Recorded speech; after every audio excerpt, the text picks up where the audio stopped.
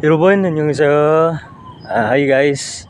Ito guys, para sa mga third batch na mag-exam pa, sariling experience ko. Lalo na po sa mga mabagal pa magbasa ng Korean, reading part muna tayo. Sa actual exam, sobrang late po ng mga words doon. Kaya kung mabagal ka magbasa, mas lalo kang bumabagal. Kaya ang gawin mo, mayroong plus sign at saka minus sign doon sa gilid. Click mo yung plus sign para lalaki yung words. Para mas madali lang siya basahin at saka kung ganun, mas madali lang siya mansiran para sa'yo.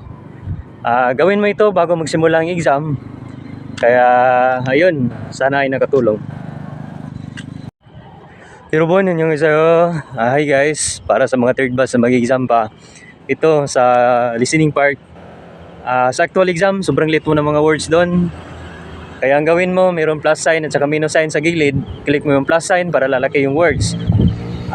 Sa listening part, mayroong volume doon sa baba.